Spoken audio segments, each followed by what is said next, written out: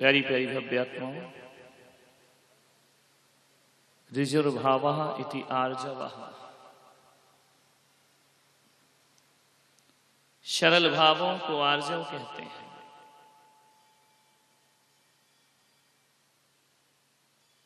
धर्मात्मा बने और सरल ना हुए, पुण्यात्मा बने और सरल ना हुए, उपवास किए और सरल ना हुए, 10 लक्षण की आराधना की और सरलता हृदय में ना आई, साधु बने और सरल ना हुए, भेष बदला और सरल ना हुए, तो यह धर्म तुम्हारे जीवन में कभी अवतरित नहीं हो सकता है। दुनिया की नजरों में धर्मात्मा बन सकते हो, लेकिन परमात्मा की नजरों में कभी धर्मात्मा नहीं बन सकते। ये 10 लक्षण धर्म भगवान की नजरों में और भगवान की नजरों में तो छोड़ो, अपने आप की नजरों में धर्मात्मा बनने का अवसर प्राप्त हुआ करता है। एक बात याद रखना, दुनिया की नजरों में उठ गए और अपनी नजरों में गिर गए तो ऊंचाइयां ऊंचाइयां नहीं हुआ करती। अपनी नजरों में उठिए। रंचक दगा बहुत दुखदानी, सुख पावे संतोषी। छल से क्या होगा? दूसरों को धोखा देना हकीकत में अपने आप को धोखा देना है। छल कपट पूर्ण व्यवहार नहीं लहे लक्ष्मी, अधिक छल कर कर्म बंध विशेषता।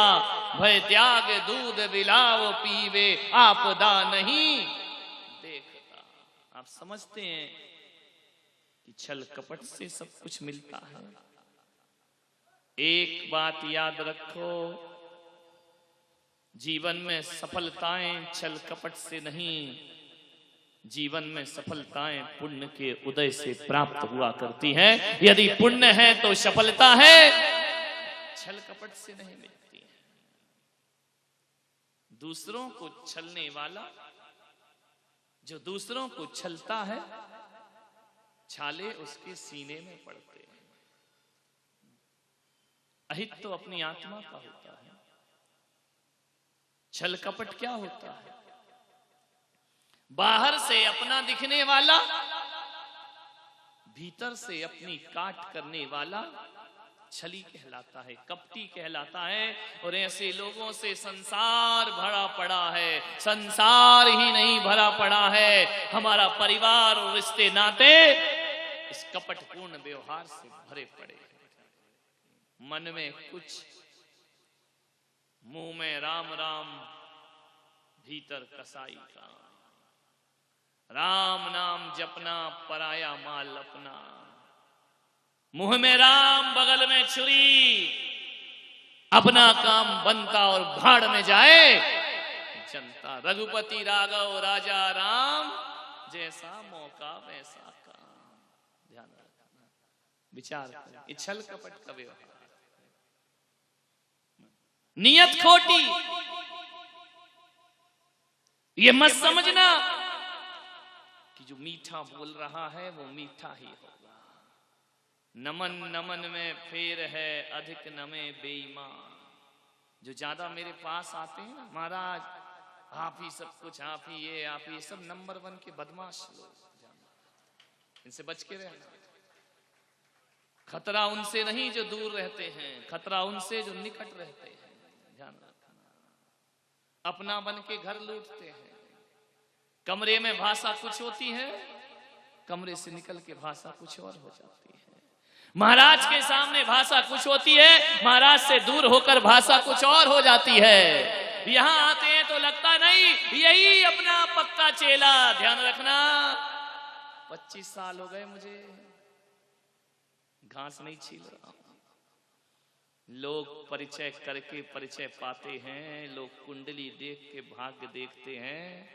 ये हमारे पंडित जी जैसे हैं, लेकिन मैं पुलक सागर कुंडली नहीं देखता, मैं चेहरा देखकर बता देता हूं तुम कितने गहरे पानी में हो। ध्यान रखिए।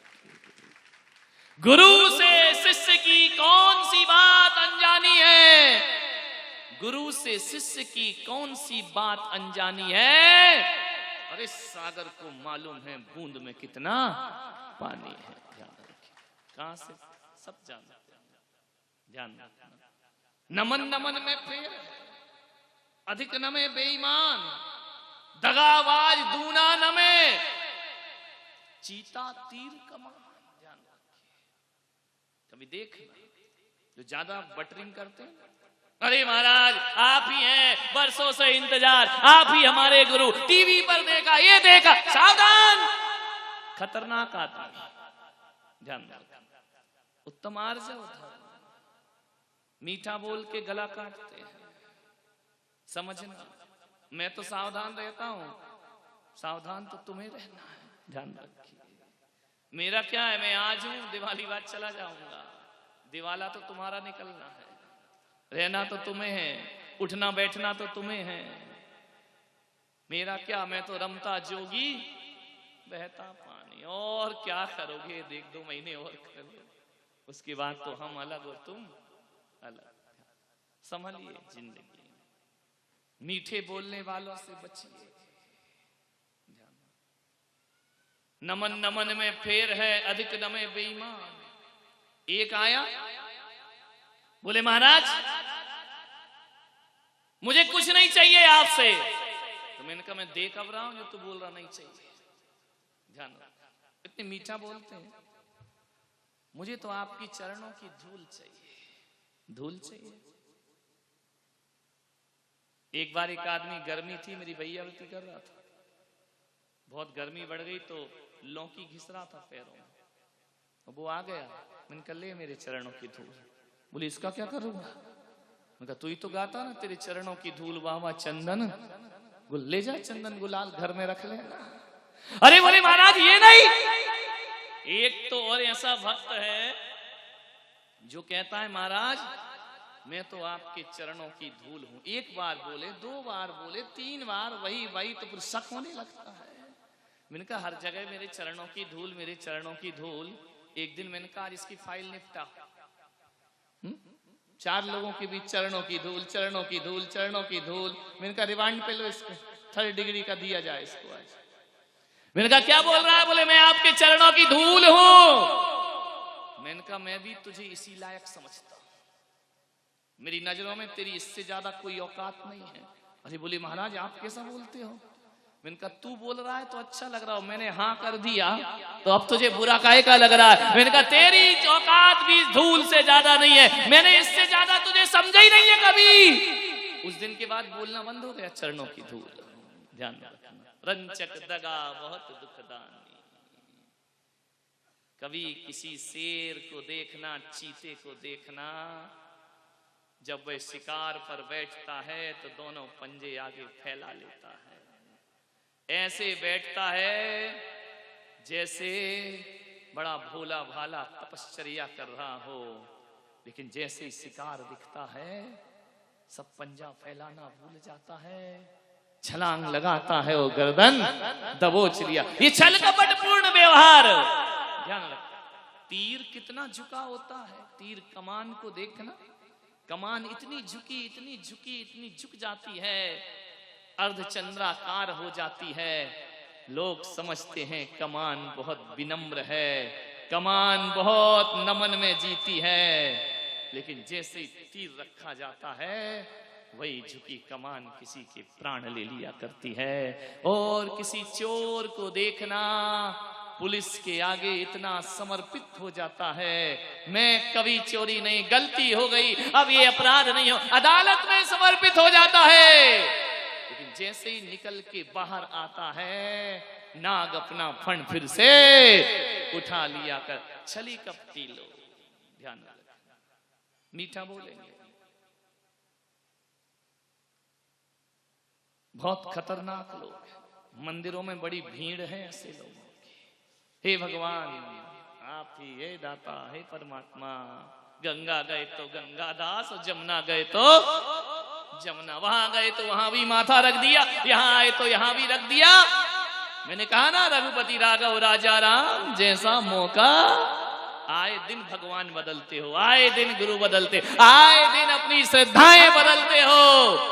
कैसे मिलेगा उत्तम आर्जव धर्म जीवन में, ध्यान रखिए।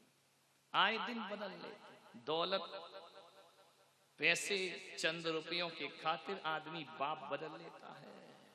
वक्त पड़े बाका तो गधे को कहें काका। ध्यान रखिए, मानिए, संभलिए, बचाइए अपने आप को। आप स्वयं भी संभलने का प्रयास करिए। शकुनी के पास से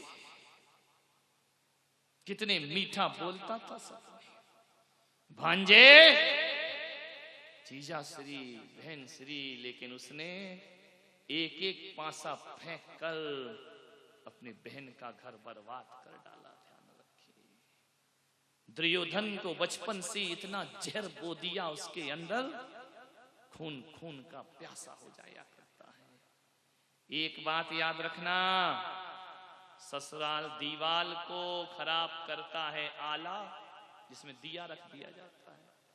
दीवाल को खराब करता है आला, ससुराल को खराब करता है साला। ध्यान रखिए, यदि साला आकर रह जाए, महाभारत शुरू हो जाए।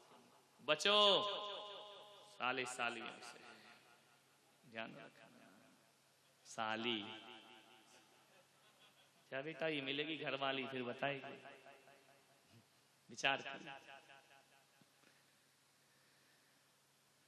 ये सब छली लो, विचार कर। रावण ने छल से सीता का हरण किया। यदि रावण के रूप में आता तो सीता का अपहरण कभी नहीं होता।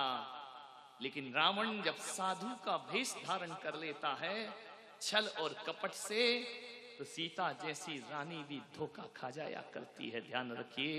लेकिन रावण सोच रहा था कि छल से सीता को ले आया तो विश्व विजेता बन जाऊंगा, त्रिलोक विजेता बन जाऊंगा। अरे छल करते समय रावण को लंका की तबाही और बर्बादियां दिखाई नहीं दे रही। जब आदमी छल करता है उसे परिणाम नजर नहीं आता है। ध्यान रखना, तबाही हो गई, पूरी लंका बर्बाद हो गई। राम का इतना पवित्र जीवन, राम जैसा जीवन जगत में किसी का नहीं, लेकिन एक जगह राम को भी एक कलंक लग गया। ध्यान रखना, उनकी महानता पर प्रश्न चिन्ह लग गया, उनकी महानता पर एक दाग लग गया, धब्बा लग गया। कब लग गया? जब उन्होंने बाली को छल से तीर मारा। बाली ने इतनी कहा कि श्री राम, तुम्हारी मेरी दुश्मनी क्या थी? सुग्रीव का साथ दिया, मुझे छल से तीर मारा। राम, तुम कितने भी महान क्यों ना हो जाओ, दुनिया सब भूल सकती है, लेकिन तुम्हारा ये व्यवहार कभी ना भूल पाएगी। श्री राम, यदि तुम्हें मारना था तो सामने आकर के तीर मारते।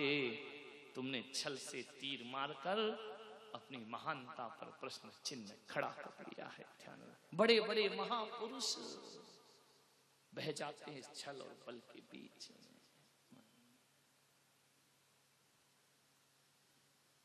छलना ही तो थी ऐसा, छल कपट पूर्ण व्यवहार। बहुत मीठे लोग मिलेंगे, कभी देखना, एक गन्ना होता है और एक जलेबी होती है, दोनों ही मीठे होते हैं। गन्ना भी मीठा है,